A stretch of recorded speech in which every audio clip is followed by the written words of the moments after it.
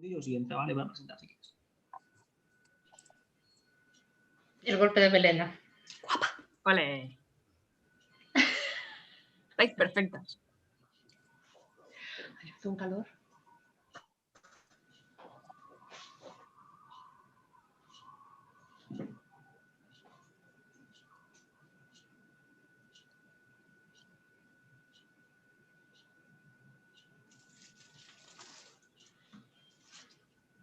Buenas tardes a todos. En primer lugar, queremos agradecer al Instituto Castellano y Leonés de la Lengua la invitación a formar parte de estas jornadas con motivo del Día Internacional de la Mujer, tan necesario todavía en pleno siglo XXI. Me acompañan dos escritoras de referencia nacional e internacional, grandes amigas y además voces fundamentales en la defensa de los derechos, el valor y la voz de las mujeres de nuestra historia y de nuestro presente. Ellas han estudiado en profundidad nombres como el de Santa Teresa, el de Jane Austen o el de María Lejárraga. De hecho, estos dos últimos nombres corresponden a las últimas obras, a los últimos títulos que han publicado. Recientemente, Espido Freire acaba de publicar Tras los pasos de Jane Austen en la editorial Ariel, y Vanessa ha publicado La mujer sin nombre sobre María Lejárraga en Plaza y Janés. Vanessa y Espido, para mí, representan el talento, el valor, la inteligencia y el respeto que merece un día como el de hoy, y ante ellas poco más puedo que referir mi respeto y añadir mi admiración total. Buenas tardes a las dos, bienvenidas. ¿Qué tal? Y muchas gracias. Sí, muchísimas gracias por esas palabras absolutamente desmedidas, al menos en mi caso, firmo en el caso de Vanessa. Pero bueno, decidimos, creo que hablo en nombre de las dos, que te excusamos en nombre de la amistad que nos une. De verdad que sí. Bueno, me gustaría que empezásemos a hablar sobre por qué habéis elegido a estas autoras para vuestras últimas obras y por qué es necesario reivindicarlas a día de hoy. ¿Comienzas tú, Vanessa? Que quizás estés más cercana en el tiempo, en el siglo XX. Por Jane, que es la más antigua. Vale. En el caso de Jane Austen, no se trata tanto de reivindicarla, porque es una de las pocas autoras que han pasado desde casi el inicio de su publicación al canon literario general. Es decir, Miss Austen, como se llamaba en aquel momento, aunque publicó sus primeras novelas bajo el título ambiguo de By a Lady, por una señora, escrita por una señora, fue durante toda la época del romanticismo. Ella pertenecía a la regencia, pero su obra fue sobre todo leída y popularizada durante el victorianismo. Fue reivindicada y su talento se recuperó y no se llegó ni siquiera a recuperar, se difundió muy rápidamente. ¿Qué ha ocurrido? A lo largo del siglo XX y también durante el siglo XXI, en que su auge ha continuado, en realidad las continuadoras que ha tenido, o en algunos casos los temas que ella ha tratado, han pasado a llamarse típicamente femeninos y en muchas ocasiones a banalizarse o a enjuiciarse de una manera negativa.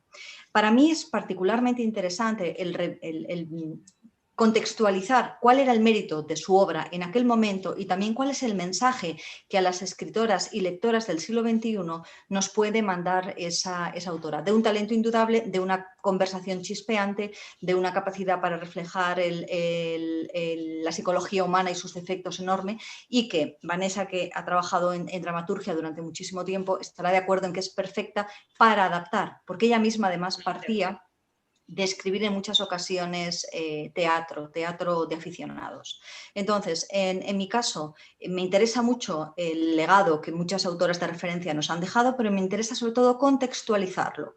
Y me interesa, por lo tanto, no idealizarlas, no convertirlas en modelos inalcanzables, sino saber ¿cuáles fueron las dificultades que en su momento tuvieron? ¿Por qué continúan siendo referentes si es que lo son? ¿Por qué deben ser rescatadas en caso de que así haya de serlo? ¿Y cuál es esa voz moderna que alienta? Hay que tener en cuenta una cuestión que a mí me parece clave. Yo empecé a publicar a finales en el año 98, con lo cual se puede considerar que mi trayectoria es del siglo XXI. Sin embargo, mi formación tuvo lugar en el último cuarto del siglo XX. Durante esa época, quizás Vanessa haya tenido otra experiencia, la formación que yo tenía en autoras era lamentablemente pobre.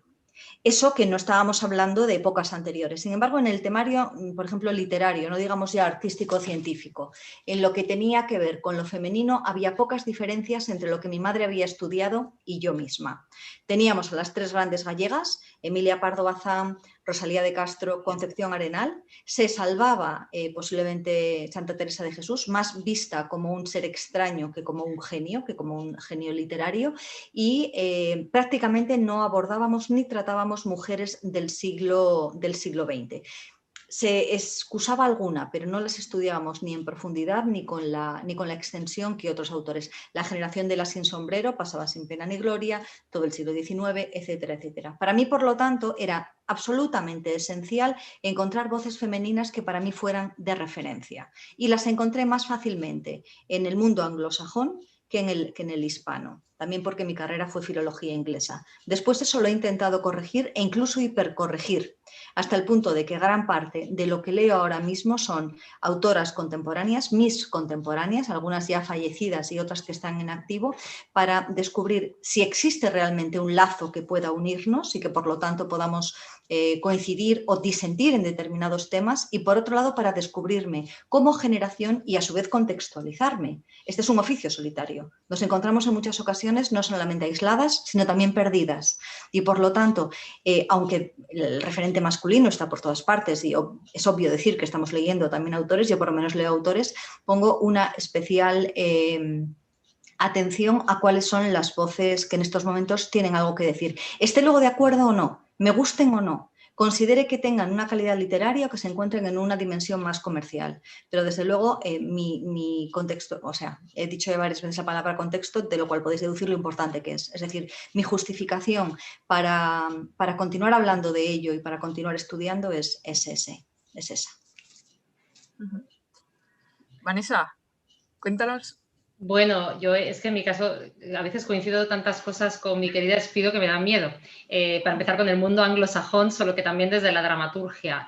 Bueno, yo escogí a María Lejárraga porque, bueno, al contrario que Austen, es un clásico perdido de nuestra dramaturgia y de nuestra prosa también, ¿no? Porque ella escribió libretos, se tienen 90 obras, entre las cuales hay libretos tan conocidos como El amor brujo, El sombrero de 3 picos, Margot de Turina, La zarzuela de las golondrinas de Usandizaga, en fin, casi nada.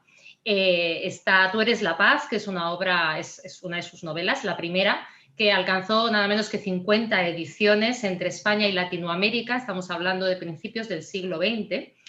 Ella nació con el desastre del 98, como quien dice, un poco antes, pero su generación, digamos que ella creció, fue 98ista, aunque luego se fue hacia el teatro modernista. Luego es una gran traductora de teatro, gran parte de los... bueno, ya clásicos del siglo XX, alemanes, bueno, a Goethe sin ir más lejos lo tenemos por María Lejárraga. Ahora muchos descubrirán María Lejárraga o Martínez Sierra en muchas de las traducciones que han leído de todos estos autores sin saber quién era, ¿no? Y luego además, por supuesto, tiene obras de teatro. Es nuestra primera dramaturga, digamos, que alcanza un éxito internacional hasta el punto de que sus obras se ven desde Broadway hasta los Campos Elíseos, pasando por Tokio, en el año 30. Entonces, claro, decimos, ¿y bueno, esta mujer dónde ha estado toda mi vida, no?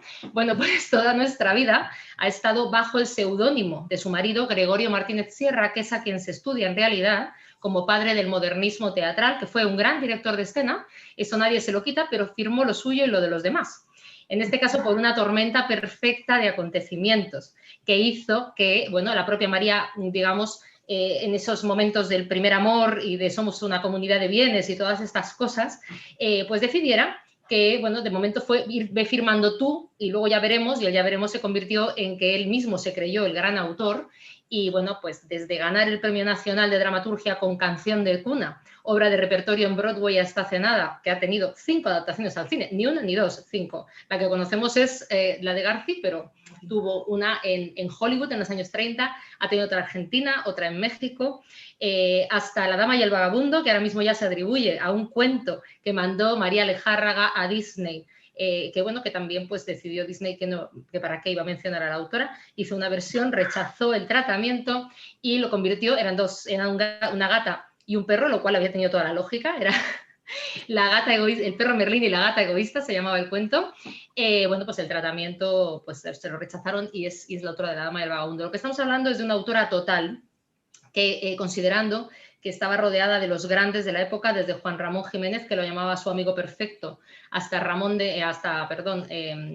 Falla, Manuel de Falla, que lo llamaba su amigo imperfecto, porque decía que tenía un carácter de mil demonios, pero por lo demás le quería mucho. Bueno, pues digamos que estaba rodeada de premios Nobel. El propio nombre de Gregorio Martínez Sierra, su marido, sonaba como posible Nobel en la época, considerando el éxito que tuvo en vida, se lo podían haber dado y podríamos tener, aparte de un premio nacional de literatura perdida, a una premio Nobel perdida, que ahora sabemos, de hecho acabamos de hacerle el primer homenaje que se le hace en la SGAE, por fin, como dramaturga, a nuestra primera gran dramaturga y desde luego la más prolífica, porque a ver quién se escribe 40 horas de teatro así, sin respirar, que es la buena mujer, vivió 100 años y escribió hasta los 99. Entonces... bueno, hoy venimos de hacer el 8 de marzo el primer homenaje en la Casa de los Autores, a esa casa que tanto le negó. Por lo tanto, es un caso opuesto en el sentido de que ella siempre estuvo a la sombra de, y la tormenta perfecta de acontecimientos ha hecho que pues hasta 100 años, bueno, realmente la estamos reivindicando con 100 años de retraso, pero se puede decir que no es una autora perdida más, no es una mujer silenciada más, para mí es un símbolo. Y es un clásico español que acabamos de recuperar, o sea que más vale tarde que nunca. ¿Y creéis que, a raíz de lo que estáis contando, que ahora en el tiempo que... En estos tiempos, vamos, se está reivindicando de forma correcta la figura de estas mujeres, se está haciendo todo lo posible? ¿Hay medios como las redes sociales u otros que favorezcan que se pueda reivindicar de una forma más efectiva la figura de estas mujeres y lleguen a más gente? Bueno, yo aquí dividiría 3 grandes grupos, puestos a clasificar, que ya sabéis que es mi pasión, ¿no? Nacida neurótica, muerta neurótica. El primer gran grupo correspondería a las mujeres que no y que en absoluto. Es decir, que pertenecen o bien a las grandes olvidadas o no tienen acceso a la tecnología o su obra no tiene un éxito o una calidad suficiente, pero eso no quita para que puedan tener un interés documental o un interés testimonial en un momento determinado, ¿no? Es decir, son cuestiones que muchas veces no nos planteamos demasiado a menudo, pero hemos olvidado y hemos perdido un gran catálogo de voces femeninas de lo cotidiano que se está intentando reivindicar ahora. Hay varias cátedras que se encargan de ello y que en muchos casos aquí también perderemos porque no consideremos que sean autoras de determinado mérito. Por otro lado, destacaría las autoras que ya no están, pero que poseen unos herederos o que han dejado algún tipo de legado, o bien una fundación, o bien hijos, sobrinos supervivientes que durante el tiempo en el que al menos ellos vivan continuarán luchando por esa obra. Y estoy pensando, por ejemplo, en Carmen Martín Gaite, que es un ejemplo que está siendo reivindicado ahora, yo creo que más que merecida y más que justamente, porque hablando de autoras totales y de autoras polifacéticas, ella es una, y que creo que en cierta medida había quedado en un olvido relativo. Podríamos hablar de muchas otras. Y finalmente, en el tercer grupo se encontrarían las autoras que nos encontramos en activo y que estamos empleando redes sociales. En esas redes sociales cada una nos decantamos por algún aspecto diferente. YouTube, Facebook, que suele ser el mayoritario, también en cierta medida el dirigido a un grupo de edad más mayor, un grupo de edad que ronda en torno a los 50 y pico años. Twitter, que tiene sobre todo relevancia entre quienes expresan una opinión o una crítica, es decir, es perfecto en ese sentido para periodistas, documentalistas o gente que está haciendo divulgación. Y por otro lado, Instagram, que es, a mi juicio, una de las que ofrece más posibilidades, pero eso es una teoría speediana que no tiene por qué ser compartida. A mí lo que me interesa principalmente de Instagram es que permite ver a través de los ojos de la autora, su imagen, sus intereses, sus paisajes, su obra, y es de las pocas veces en las que las autoras dejamos de tener voz para pasar también a presentar una imagen, y esa imagen la controlamos nosotras, cosa que tiene una importancia, creo que todavía no estamos empezando a atisbar, ¿no? Está Twitch también y está TikTok, aunque TikTok está principalmente centrada en un tipo de autores de creadores de contenidos muy jóvenes y no ofrece una gran versatilidad, por ejemplo, para texto. Sin embargo, Twitch sí que está ofreciendo ese tipo de posibilidades y podríamos continuar hasta el infinito con redes sociales y con espacios diferentes. ¿Cuál es el gran problema que tenemos las autoras a la hora de manejar esas redes sociales? El mismo que tienen las mujeres en general. Una irregular formación en tecnología. Y en muchas ocasiones la necesidad de incorporarse muy rápidamente a un mundo tecnológico que en ocasiones despierta ya miedo por la generación a la que pertenecen y hay una cierta sensación de que nosotras no sabemos si vamos a poder hacerlo o no. Es decir, el hiperperfeccionismo femenino, que además es muy consciente de que cualquier aparición o cualquier frase que nosotras digamos va a ser analizada y criticada con mayor detalle, hace que en muchas ocasiones sintamos un miedo mayor a lanzarnos de esa manera o a esos contenidos. Entonces, hago esa pequeña presentación con esos tres grupos y le cedo a Vanessa la palabra. Sí, bueno, yo creo que... Bueno, es que es un temazo lo de las redes sociales. Yo creo que sí es verdad que las redes sociales están ayudando mucho a desenterrar nombres de la literatura, de los que tuvieron éxito y de los que no. A mí hay una cosa que me llama mucho la atención. Bueno, para empezar, creo que estamos en un proceso de recuperación de la memoria histórica de la mujer, igual que hubo un proceso parecido pues con la guerra civil y bueno, pues cada uno pues con sus guerras, con sus posguerras en cada país ha vivido el suyo y ese desenterrar normalmente de purificar lo vive la literatura de una manera muy intensa. Creo que es obvio que estamos en uno de esos procesos y se está viendo también en las redes sociales, pero además a nivel internacional. ¿Qué pasa? Que al contrario de lo que ocurría con la recuperación de la memoria histórica de la guerra civil, por ejemplo, pues ahora afecta a 2 milenios, a todo el planeta y al 50% de la población. Así que hay muchísimo que cavar. Y las redes sociales se están ocupando también de visibilizar algunos de esos nombres, ¿no? Porque es muy fácil compartirlos, porque se comparten frases, porque se comparte la imagen de estas mujeres también. Hay una cosa que a mí me pasma y es que es la cantidad de mujeres, porque hablaba del caso de María Lejárraga que estuvo sumergida, pero de las que no lo estuvieron. Es más, la propia María Lejárraga, las primeras noticias que se tienen es de una tesis que publica Patricia O'Connor en Estados Unidos en los años 60. Y entonces dices, ¿y qué ha ocurrido desde los años 60 hasta hoy? ¿A nadie le importó que hubiera un clásico por ahí perdido? Bueno, pues la razón es la más triste y la más obvia de todas, o a lo mejor la menos obvia, no lo sé, que es el desinterés.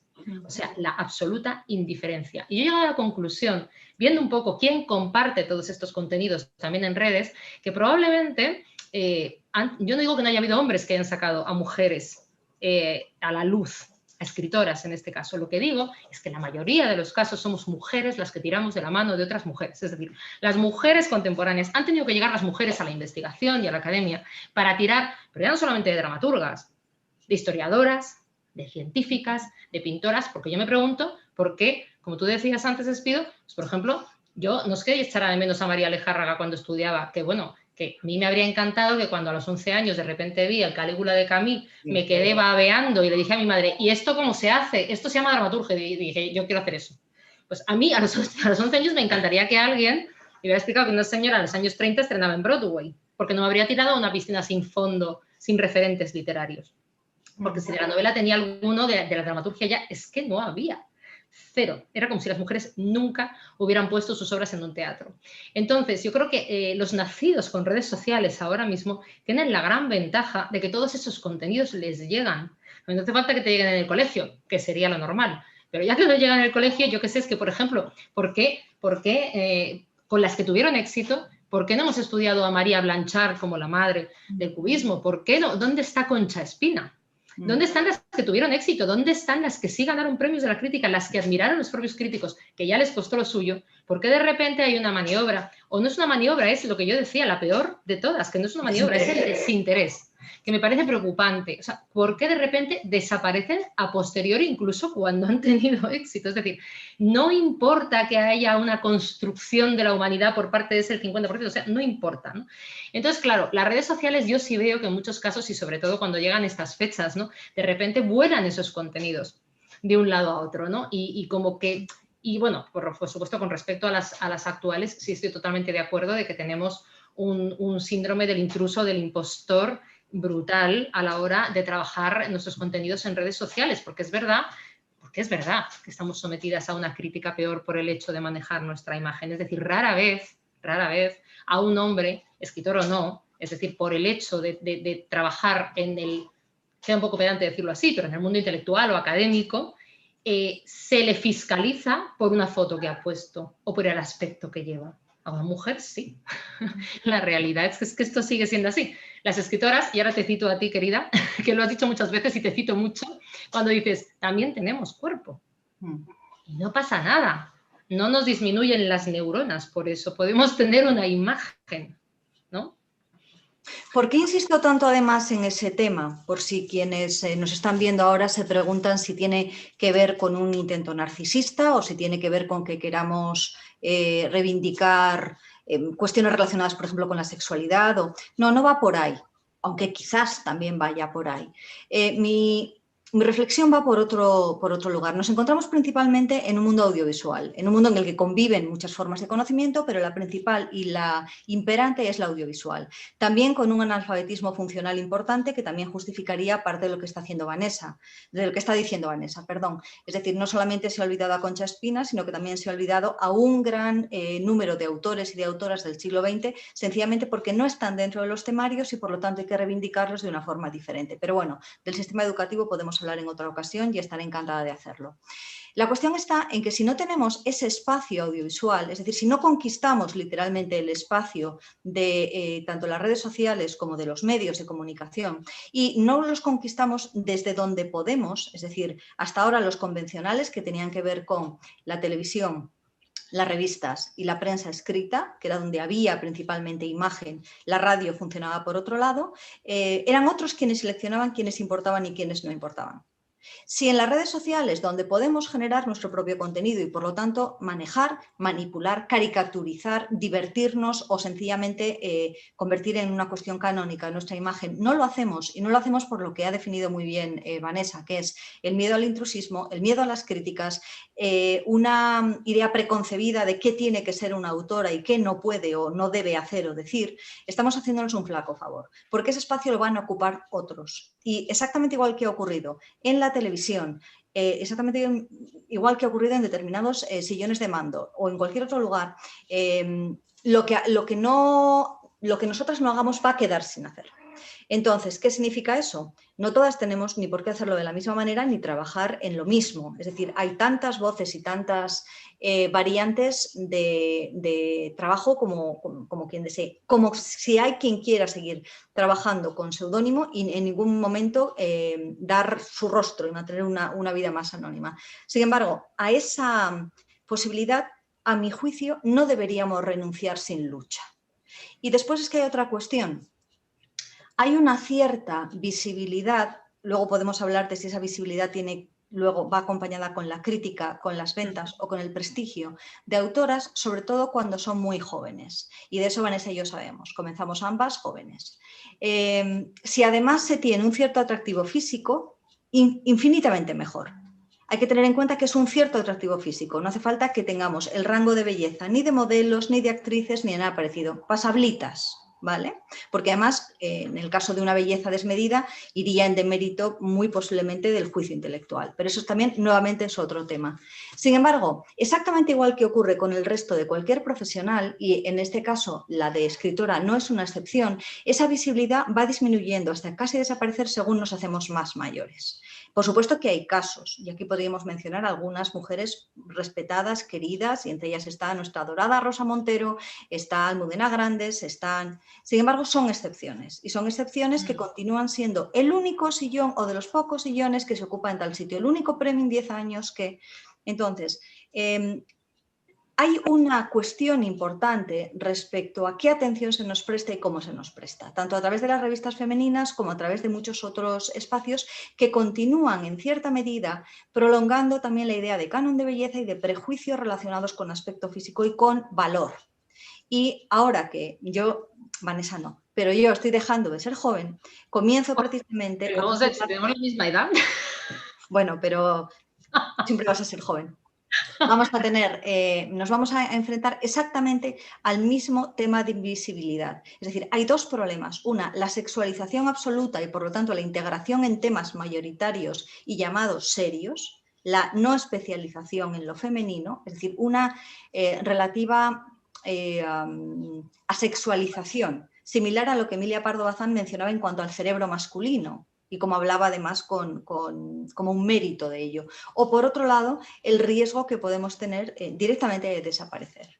Y espero equivocarme, espero que nuestra generación rompa esa barrera, pero vamos por muy mal camino. Y si comparamos, por ejemplo, qué autoras continuamos en activo en la generación de Vanessa y la mía, que comenzamos y que hemos continuado después de 20 años, el número es ridículo. Y aquí parecía que íbamos a romper una barrera determinada. ¿Qué han sido criterios de mercado? Puede que sí. ¿Que han sido criterios de calidad? Puede que sí. ¿Que hay una especie de criba, cansancio? Puede que sí. Pero comparen con los números masculinos y se cae por su propio peso, ¿no? Es decir, no puede ser que todas seamos nulidades al cabo del tiempo mientras que todos acaben encontrando un hueco o un espacio de otras características. De ahí la importancia de luchar por esa imagen, por ser reconocidas y reconocibles. Porque lo que nos viene en adelante, que es principalmente el reino del audiovisual, requiere precisamente eso. Y luego ya cada una que la gestione como desee. Ahí yo no me atrevo a dar ningún tipo de indicación porque sin duda yo pareceré lo que sea para según qué gente, o no lo aprobarán o habrá gente a la que le encante.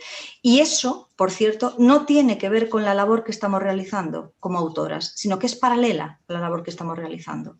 Y en un momento determinado podemos hablar de todo lo que las editoriales están contribuyendo, por ejemplo, a sentar determinados nombres. Podemos hablar del branding o de la creación de imágenes de marca, o podemos hablar de cómo en un momento determinado nosotras mismas somos las que estamos generando pues, nuestra propia carrera. Por cierto, Vanessa, María Lejarra tuvo herederos directos, ¿no, verdad?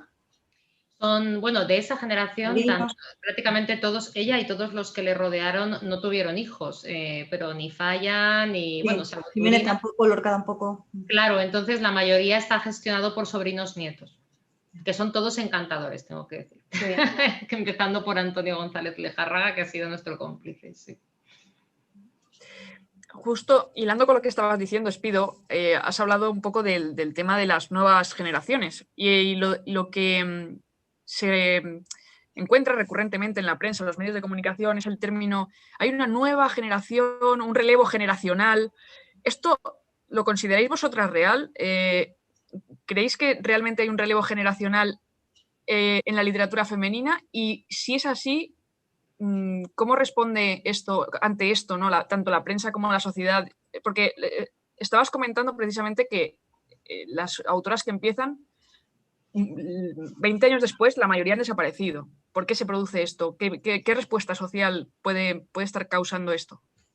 Pero yo creo que todos los que damos clase sabemos, y los que hemos empezado dando clase muy jovencitos, sabemos que por el camino se quedan grandísimas escritoras que pasan por tus manos y que no entiendes por qué de repente desaparecen.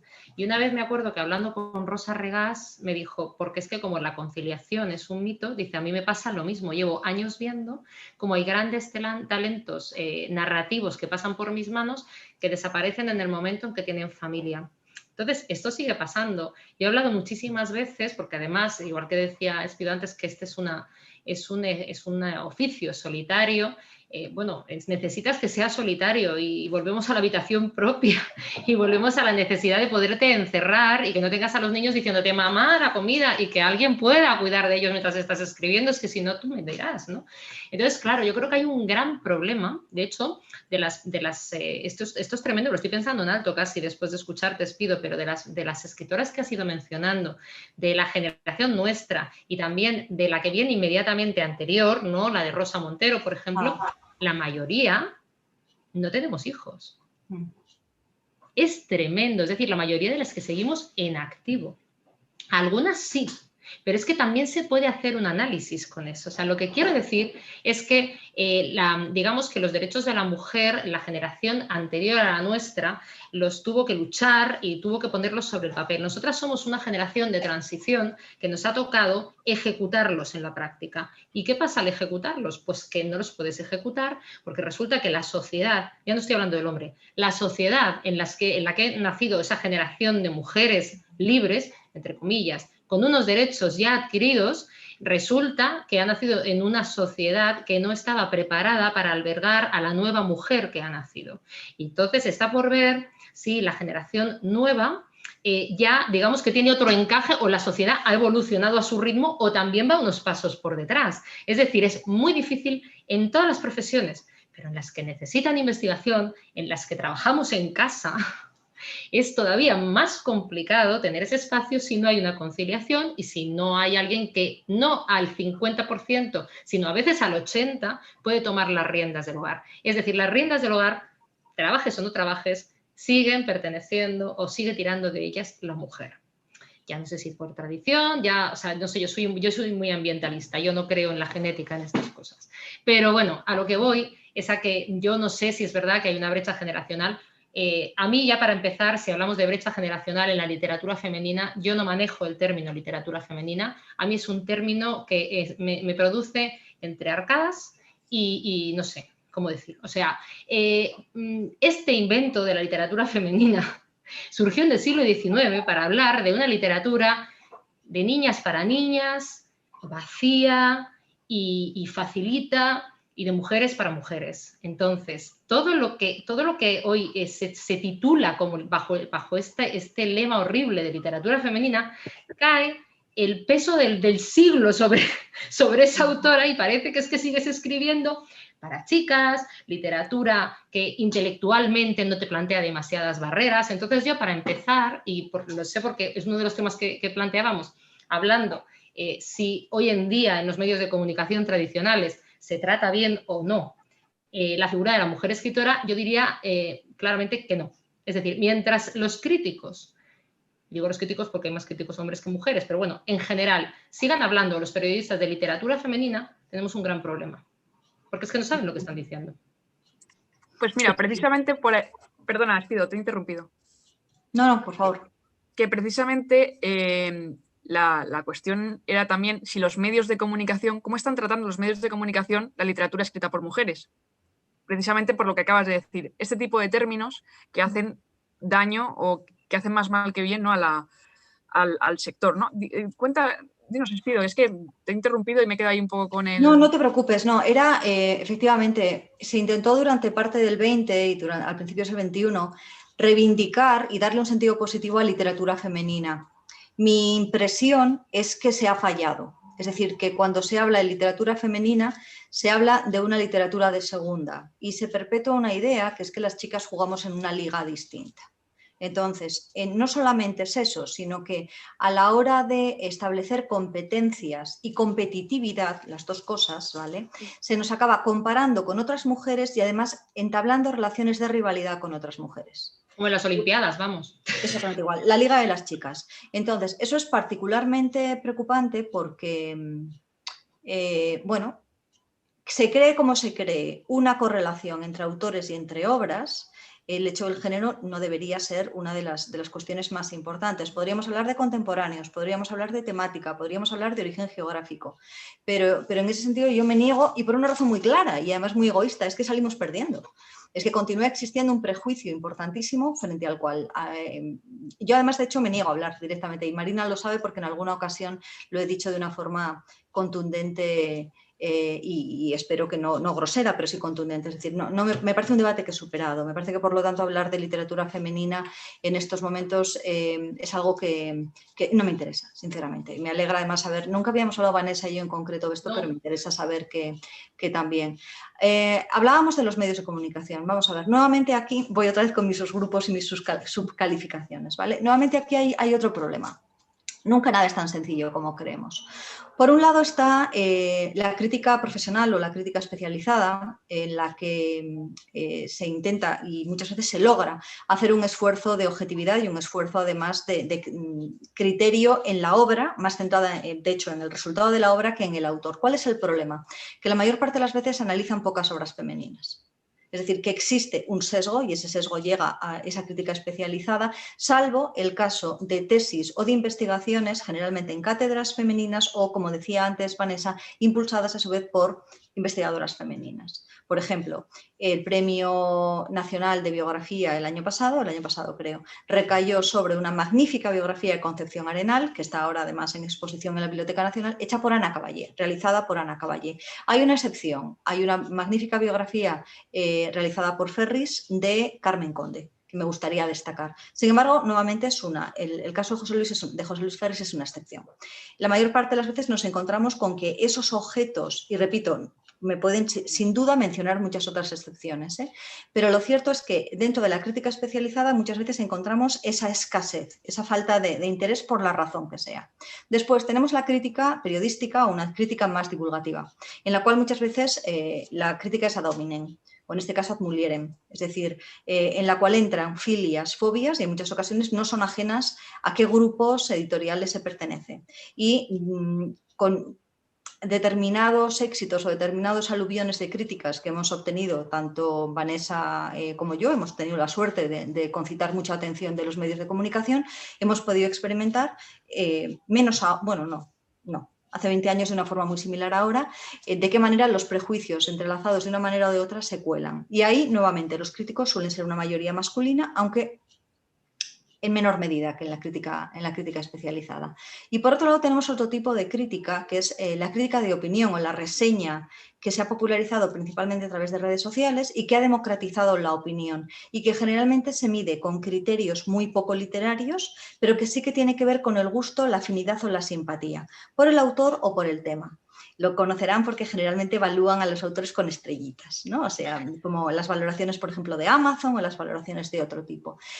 ¿Cuál es el problema? Muchas veces pueden falsearse porque por determinados intereses, que tampoco vienen ahora al caso, en ocasiones hay críticas destructivas que se puede deducir quién se encuentra detrás.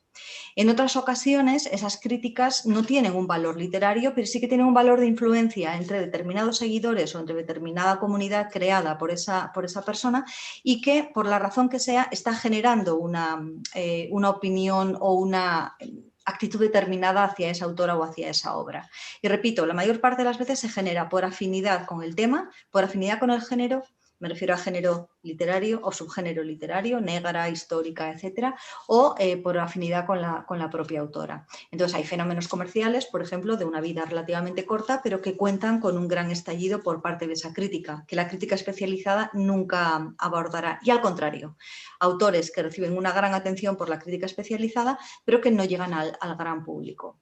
Estaba mencionando Marina antes una cuestión que ha abordado muy bien Vanessa, pero creo que falta un matiz. Cuando estamos hablando de las nuevas generaciones, yo creo que cometemos un error. Hablamos de las jóvenes autoras como las autoras que despuntan con primera obra o segunda obra en torno a la veintena, como mucho la treintena, es decir, como una especie de nueva generación. Pero en literatura eso no funciona, y no funciona por muchas cuestiones, porque una autora con una primera obra con 45 años es una nueva autora. Y puede pertenecer por características y por afinidad a la nueva generación, por ejemplo. Y puede que haya comenzado a escribir después de haber acudido a los cursos de Vanessa, haber tenido sus hijos, haber encontrado una beca, por ejemplo, para dedicarse a todo ese tipo de cuestiones. Nuevamente, como digo, en muchas ocasiones ponemos el foco en la juventud y en esa especie de precocidad. El mito de Mozart, continuamos con ello. Yo misma he sido víctima de ello. Sin embargo, la literatura no tiene que ver con la edad, ni tiene que ver tampoco con la continuidad. Es decir, tenemos autoras de una única obra y esa obra ha sido notable y ahí se han quedado, y tenemos autoras muy prolíficas o autoras que cada X tiempo han publicado con irregular éxito. No suele ser lo habitual, que haya una publicación regular cada 2 años, cada 3 años y que haya novelas que gocen de una mayor aceptación o menor. Entonces, eso hace todo muy interesante y además hace que tengamos un tejido literario fascinante, pero lo hace muy complicado para las generalizaciones. Y el gran problema es que, sobre todo cuando estamos hablando de la literatura escrita por mujeres y de las escritoras, tendemos a generalizar B, a movernos por tópicos. Y dentro de esos tópicos está, bueno, hay centenares de ellos, ¿no? Pero el hecho de irlos desbrozando poco a poco es muy interesante. Vanessa mencionaba el hecho de que algunas de las mujeres que hemos tenido éxito en el mundo literario y que continuamos con ello, no tenemos hijos. Yo ahora mismo recuerdo al menos 4, así sin irme demasiado lejos. Es interesante porque no estoy demasiado segura si vino antes el huevo o la gallina. Es decir, hemos tenido ese éxito porque hemos podido continuar dedicando a ello sin otro tipo de cortapisas. Ha habido una correlación es muy probable que no lo podamos saber. Lo que sí que es cierto es que lo que compartimos todas las mujeres autoras, intelectuales o creativas es el peso psicológico que llevamos sobre nuestros hombros, sobre nuestra cabeza, del cuidado, la precaución, la anticipación, la gestión de la casa o de otro tipo de cuestiones. Eso además se multiplica en caso de vivir en pareja o de vivir en familia. Con la soledad, bueno, pues parece que es una cuestión un poco más equilibrado. Entonces, con hijos o sin hijos, la carga mental que se sigue soportando, que es terriblemente dañina para cualquier proceso creativo, en eso estaremos de acuerdo, continúa cayendo sobre las mujeres. Y luego está, por supuesto, la práctica que varía dependiendo de pues, el nivel adquisitivo que hayas conseguido, tu entorno, tu suerte, tu salud, todo, el lugar en el que vivas. Hace un par de semanas tuve la suerte de entrevistar a Nayat El Hachmi, la última premio Nadal. Y un tema que hablábamos, no en directo, pero sí en el backstage, ¿no? Era cómo es curioso que determinados temas en la literatura, si los tocan las mujeres, la gente se sorprende. Sin embargo, si los toca un hombre, no. Esto, en su caso, por ejemplo, ella y además por su origen, ella es una autora de origen musulmán, con lo cual puede ser más sorprendente su literatura en algunos aspectos y su literatura tiene una gran parte de autoficción en realidad disfrazada de novela, pero en realidad, bueno, no sé si hasta qué punto es su propia historia o es la historia de sus compañeras, sus vecinas, sus amigas o sus familiares, no lo sé, porque no quise entrar en ese aspecto, pero sí que es cierto que las intimidades o todo lo relacionado con la sexualidad, con determinados temas, a la gente cuando los cuenta un hombre y lo cuenta desde la autoficción no le sorprende, pero cuando lo cuenta una mujer choca, como si las mujeres no tuvieran sexualidad o como si la autoficción, no sé, es un tema que yo creo que también es interesante que lo hablemos porque el género de autoficción ahora mismo que está tan en auge y que está ocupando las librerías, el 90% de los autores que escriben autoficción son hombres. Y cuando lo hace una mujer, que lo hace además de una forma, la gente se sorprende todavía de que una mujer toque esos temas, ¿no? Hombre, yo también así pensando en alto, creo que quizá pueda tener que ver con una cosa que me dijo Alda Blanco cuando me estaba documentando para La Mujer Sin Nombre. Alda es una de las principales investigadoras del tema de memorias escritas por mujeres. O sea, vamos, memorias, sobre todo en el exilio. Y ella, que estudió mucho las memorias de María Lejárraga, se preguntaba por qué con la calidad literaria que tenían no tuvieron éxito. Bueno, en su caso, por supuesto, eran las memorias de una exiliada y obviamente la censura no las dejó pasar en España, pero sí se publicaron fuera. De todas formas, ella me dice, estudiando muchos casos de memorias escritas por mujeres, que es muy difícil encontrarlas, porque parecía cuando una mujer escribía ya durante el siglo XX sus memorias, estaba haciendo un ejercicio de soberbia.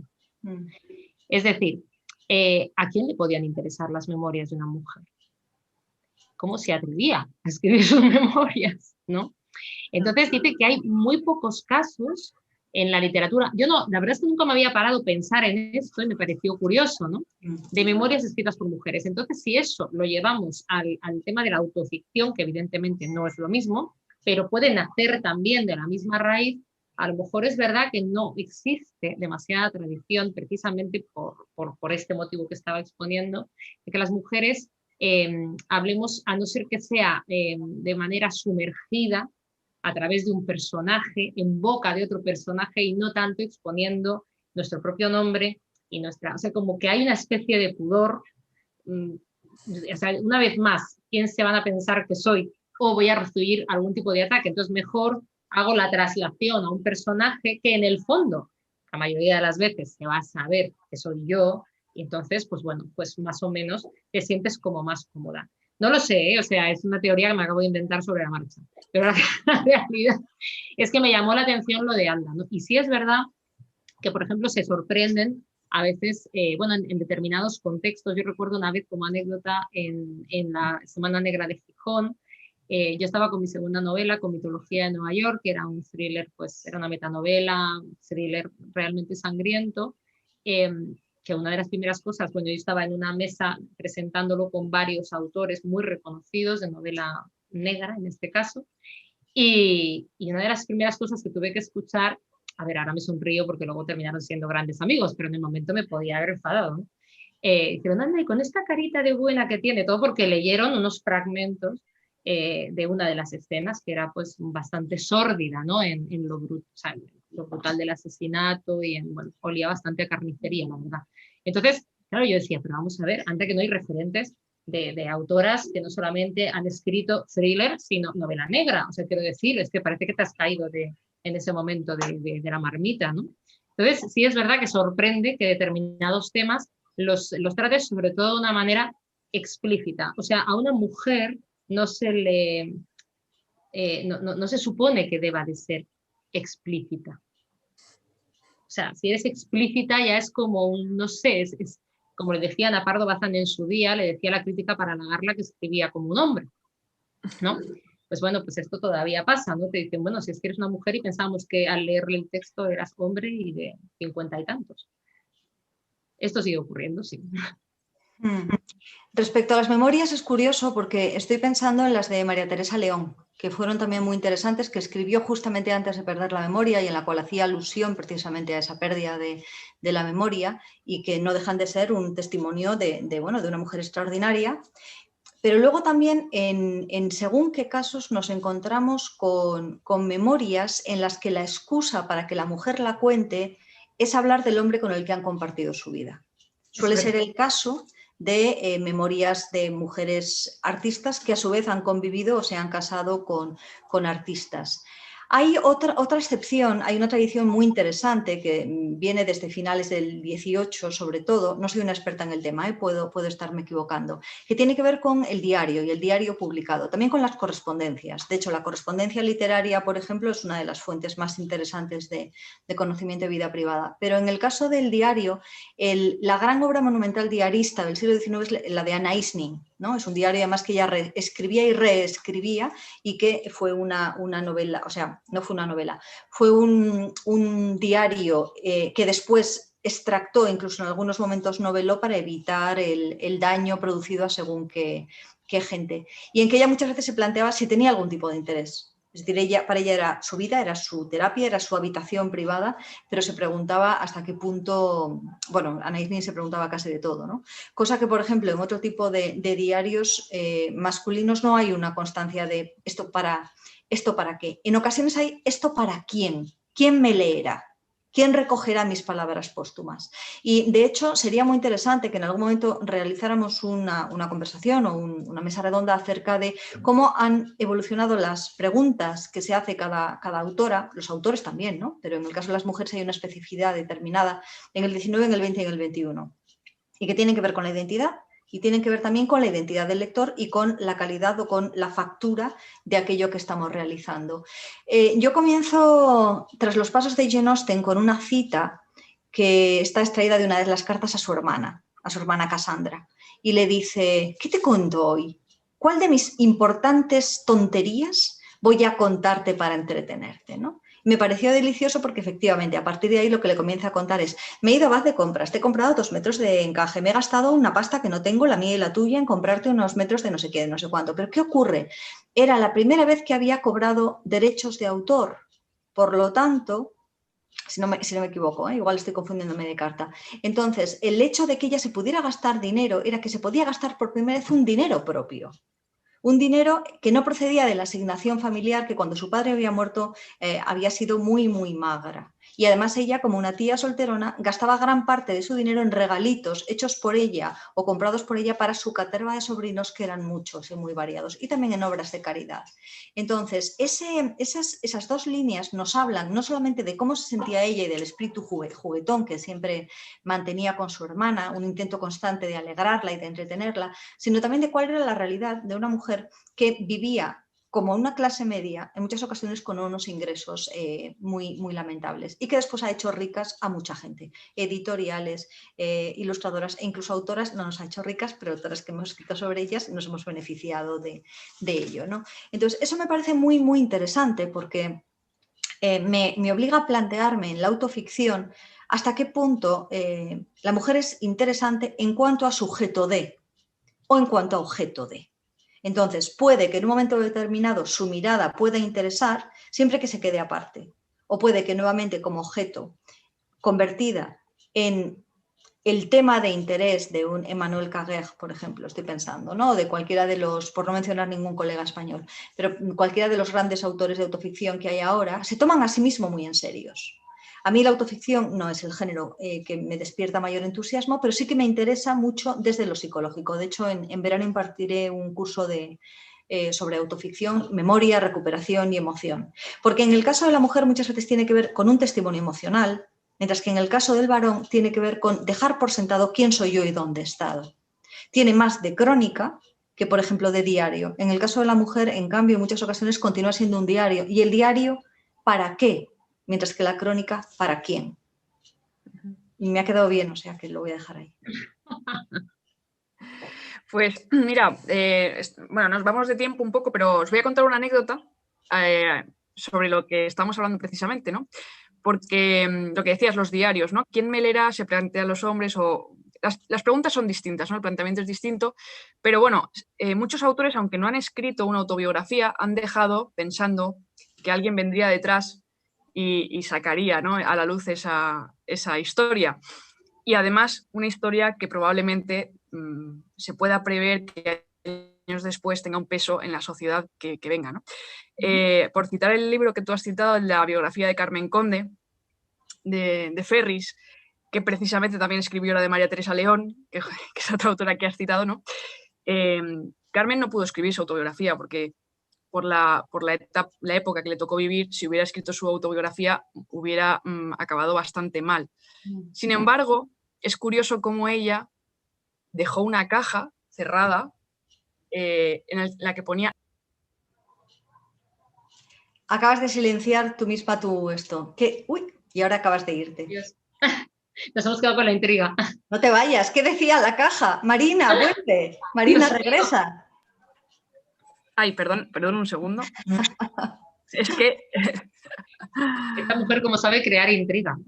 Sí. Te he encontrado. Perdón. Es que esto de estar con varios aparatos a la vez.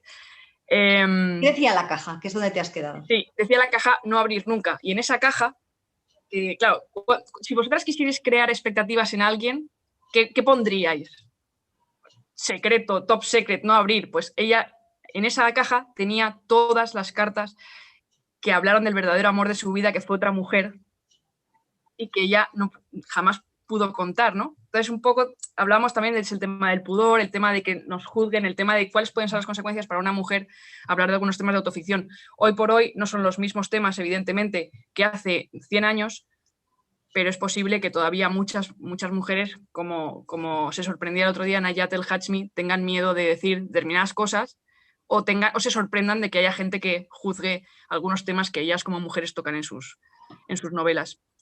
Si os parece... el San Benito, perdón, de otra vez la literatura femenina, porque es que hasta la autoficción, por el hecho de que trata de ti, que eres mujer, que no te puedes no vas a hablar sobre un unicornio si eres una mujer, eres de esa especie, enseguida también se habla de literatura femenina. Es decir, la literatura femenina, perdonad mi obsesión, pero es que es un gran saco en el que entra también la autoficción la mayoría de las veces. Es decir, cuando un hombre escribe, o sea, digo desde la perspectiva de la crítica, una obra donde la protagonista es una mujer, como hay tantísimos casos, se suele decir que ha escrito una novela intimista, que hay que ver cómo ha construido el personaje femenino. Si a ti se te ocurre, de hecho yo por eso al principio yo admito que tenía cierto reparo y siempre escribía con personajes masculinos, si eran ancianos mejor, eran todos mis protagonistas. O sea, y lo más lejos de mí en cuanto bueno, estaban en otro continente, mejor que mejor. Para que no hubiera una asimilación, porque es que en el momento en el que se te ocurre crear un personaje femenino, y no 5, como mujeres se compran flores, que diría que te tiras a la piscina, te tiras del todo, entonces ya no has escrito una novela intimista y profunda, has escrito una novela femenina. Es que de verdad, quiero decir, es que en ese sentido tienes que ver muy bien qué vas a hacer, porque es que luego esa etiqueta es muy difícil quitarle. O sea, a veces no es que tengas miedo a que se te juzgue como mujer. Quiero decir, a través de la autoficción o de hablar de sexo o de tus adentros de alguna manera. No, es que tienes miedo a que se te juzgue como escritora. Es que es ahí donde va a venir la etiqueta y el prejuicio, ¿no? Sí, sin duda. Tenemos que... Bueno, Espido, terminas y, o sea, di lo que vas a decir y abrimos para las preguntas del público, ¿vale?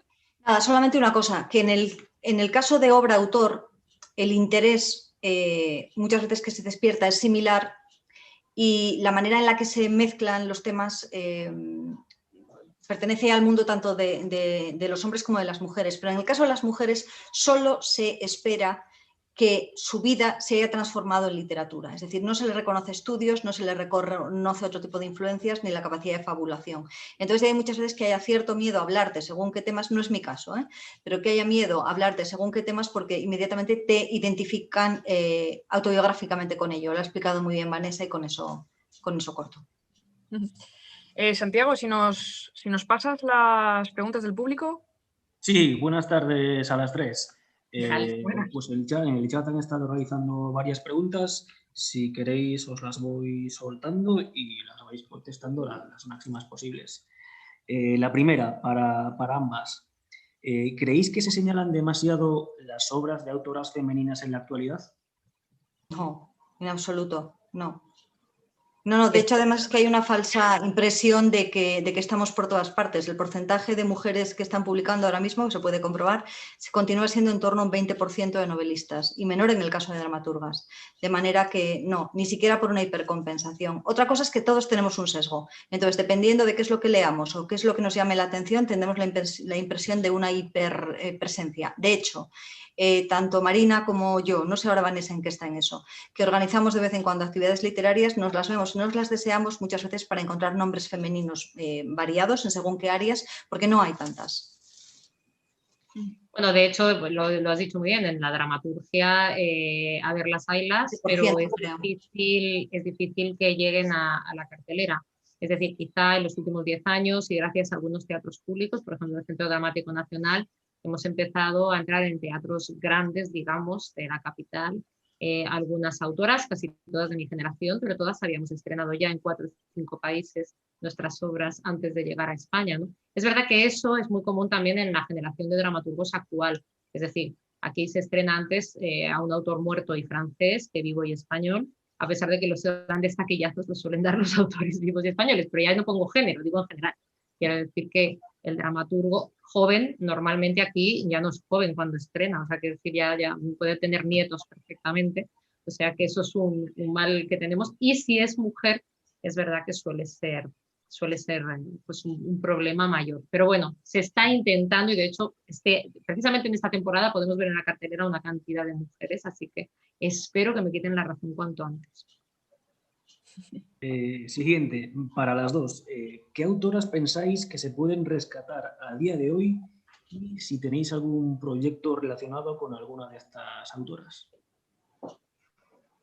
Hombre, rescatar depende de tu interés y depende de cuál sea también el nivel de conocimiento de tiempo que puedas dedicar a cualquiera de ellas. Yo desearía continuar después del tema de Jane Austen con las Bronte, que no es que tampoco necesiten exactamente un rescate, ¿no? Porque si alguna autora es conocida, especialmente Emily Bronte, la propia Charlotte, Anne un poco menos. Pero me apetece decir lo que tengo que decir sobre ellas, que también es una manera de crear tu propia obra, ¿no? Y de generar un corpus determinado de pensamientos sobre otras autoras. Muchas, es que hay muchas, hay muchísimas. Y solamente ya hablando de las españolas, uf. Hombre, a mí me tiene obsesionada Colombine desde hace mucho tiempo. Bueno, aparte de ser nuestra primera corresponsal de guerra, pues fue una gran articulista que tampoco, bueno, ya he mencionado antes a Concha Espina, Zenobia Camprubí se la está empezando a hacer justicia desde hace un tiempo, y este año es el año Pardo Bazán, que ella sí se dio un poco, como decíamos antes, la que ha estado más presente de todas ellas, ¿no? Pero vamos, yo ahora mismo me embarco prontito en una historia de una mujer fascinante, pero que no es autora, bueno, lo es, pero de terribles crímenes, que por no tener han estado silenciadas hasta nuestras grandes psico-killers. Entonces, ya voy a reivindicar la memoria de la peor asesina probablemente de la historia. Pero bueno, pero Vanessa, con esa carita. Tenemos que conocer también su nombre. Es que si no, una vez más, parece que siempre hemos estado ahí es que no, el tema de la victimización, es que no puedo con ella, quiero decir, también, lo digo porque era una mujer muy inteligente, no estoy justificando, por supuesto, todo lo que hizo, pero bueno, es una magnicida y yo creo que también necesita su espacio en la historia. Muy bien. Pues os digo alguna más. ¿Cómo creéis que habría que enfocar en el ámbito escolar el estudio de todas estas autoras silenciadas? Hay quien aboga por una asignatura separada. Yo no estaría de acuerdo. A mí me parece que lo que habría es que integrar nombres nuevos, obras nuevas. ¿Cuál es el problema? Que el propio sistema de estudio literario y artístico en estos momentos necesita urgentemente de una revisión, necesita de más tiempo. Y lo cierto es que yo no soy profesora en aula, y quienes sean maestros o quienes sean profesores de secundaria saben de las dificultades que tienen para encajar todo el temario en estos momentos. Otra cosa es la universidad. Sin embargo, hay muchas otras fórmulas de poderlo introducir. Tanto Vanessa como yo acudimos a institutos de manera regular precisamente para hacer formar parte de programas de animación a la lectura, que no están dentro exactamente del temario escolar, pero que les permite trabajar temas transversales. Y no funciona mal, porque durante una semana o durante dos trabajan una serie de temas determinados. Es lo que se está haciendo ahora. Es, a mi juicio, un parche, no está integrado realmente dentro de los objetivos principales, pero funciona muy bien. Y sobre todo está rompiendo unas barreras que antes se alzaban con toda tranquilidad. Yo no soy una experta en pedagogía de primaria y de secundaria. Me temo que el trabajo para poderlas integrar es abismal. Y ahora además se está reivindicando y con derecho el papel de las científicas, también de los científicos, y de que por lo tanto haya un estudio de la ciencia y de la historia de la ciencia más paritario. Entonces, bueno, nuevamente va a haber siempre quien se oponga a que contenidos nuevos sean impartidos en la escuela, ¿no? Quien tenga una visión más idealista de qué significa la formación y una visión mucho más práctica y mucho más abocada a unos objetivos determinados, por ejemplo, la selectividad, unas notas, y hay siempre una serie de choques que son complicados de llevar a cabo. Bueno, es que yo no puedo estar más de acuerdo con el tema. Yo no sabía ni siquiera que se había mencionado el hecho de que pudiera ser una asignatura aparte. Me parece una barbaridad. Una vez más, estamos estableciendo unas diferencias que no existen. Entonces, yo creo que simplemente hay que introducir a todas esas mujeres que por desinterés no se ha estudiado, bueno, es que esto sí lo hemos comentado tú y yo, es que por no estudiar, estudias y de pasada a Mary Shelley y no estudias a esta mujer como la madre de la ciencia ficción. Y como que convendría saberlo. Tampoco estudias a Hildegarda de Bingen como, aparte de la compositora y de la escritora que fue, como la madre del derecho, de la historia natural, perdón. Entonces, es que no estamos hablando de puntos de inflexión en la construcción del pensamiento de la humanidad, ¿no? No estamos hablando de una que pasaba por ahí, que la dejas entrar por el cupo en el temario. En el caso de María Lejárraga yo lo he visto muy claro porque, por ejemplo, bueno, pues en las oposiciones a maestro de literatura, a profesor de literatura del año pasado, no de hace 20, sino del año pasado, yo sí os puedo asegurar que se estudia a Gregorio Martínez Sierra y hay un asterisco chiquitín al final que dice, parece ser, se dice, se comenta que María Lejárraga pudo haber colaborado en las obras de su marido. Y dices, ¿pero esto qué es? Estos son los profesores que van a educar en literatura a nuestros hijos.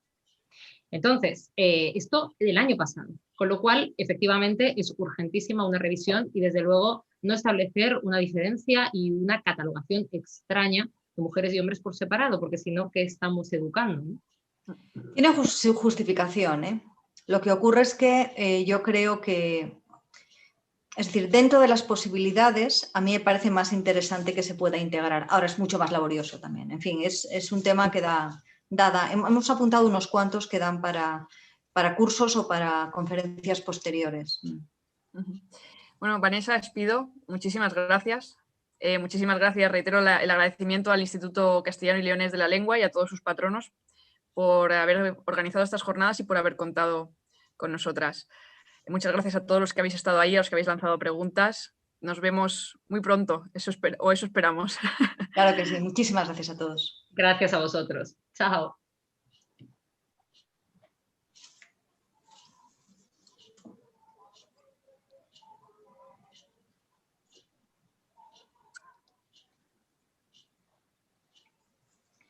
Has estado fastidiando toda la conferencia. Tú, ¿eh? Bicho.